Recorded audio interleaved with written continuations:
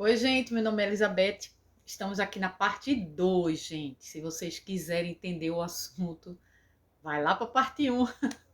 Mas eu estou falando, respondendo a pergunta: como eu vou fazer para ir para o céu quando eu morrer, né? Então, eu estava falando justamente dessa passagem que estamos falando sobre Lucas, capítulo 9, a partir do versículo 57 até o versículo 62, que fala que Jesus Cristo vinha andando durante uma passagem que ele estava no local e estava uma grande multidão. E nessa grande multidão, o primeiro se oferece, né, para seguir a Deus, né, para segui-lo, e ele repreende. Por quê? Porque Deus, ele percebe, porque, olha, por mais que você tente, ou qualquer pessoa tente representar para o outro homem, a gente até consegue enganar, mas enganar o próprio Deus é impossível. Então, quando Deus olha para mim e para você, ele vê o nosso intuito, o nosso interesse, o nosso coração. É por isso que a gente não pode enganar Deus. A gente engana qualquer pessoa, menos a Deus. Então, quando Jesus olhou aquele homem, ele viu o interesse dele, que não era porque ele tinha entendido o evangelho de Cristo. Ele estava querendo seguir a Jesus porque Jesus estava fazendo vários milagres, já estava sendo reconhecido, já era seguido por várias pessoas, e era milagres em cima de milagres, expulsões de demônios e tudo mais.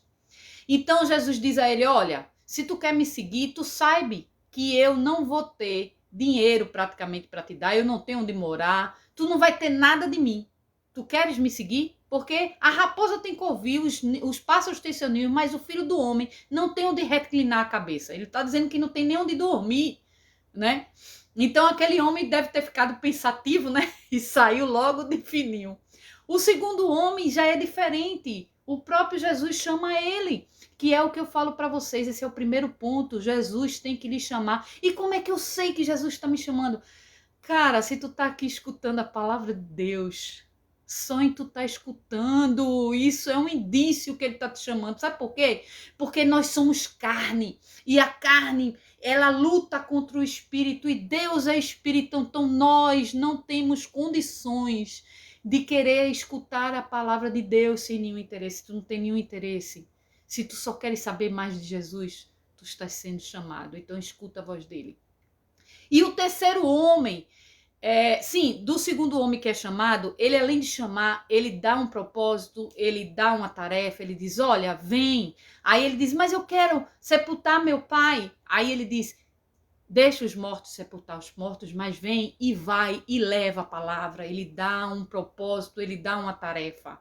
Nenhum homem que é chamado por Cristo fica assim de braço cruzado, é muito difícil, porque a gente sempre tem um propósito para seguir. E o terceiro homem é mais interessante, porque aquele homem, quando olha que Jesus chamou o homem e dá ainda uma tarefa, ele deve ter pensado assim, isso é uma conjecturação minha, tá? Mas ele deve ter pensado assim: eu também quero. Olha, Jesus, eu quero ir, mas eu só vou me despedir hein, da minha família, mas eu te sigo. Jesus, olhando para aquele homem, ele vê o íntimo daquele homem, ele sabe o interesse daquele homem. Ele diz: olha, todo aquele que entra no meu arado e ele olha para trás, ele não é digno de mim. Então, eu quero que fique bem claro isso. Tem muita gente que segue Jesus por um intuito, mas ele não consegue prosseguir, porque chega lá na frente, ele não aguenta, porque Jesus é muito mais do que um simples querer um carro, uma moto, um marido, dinheiro, é muito mais que isso. A gente tem que almejar o céu. Então, a resposta, eu quero acabar nesse vídeo, a resposta para você ir para o céu é o seguinte: ser chamado por Deus em primeiro lugar. Segundo, crer que Jesus Cristo morreu naquela cruz. E terceiro, se batizar.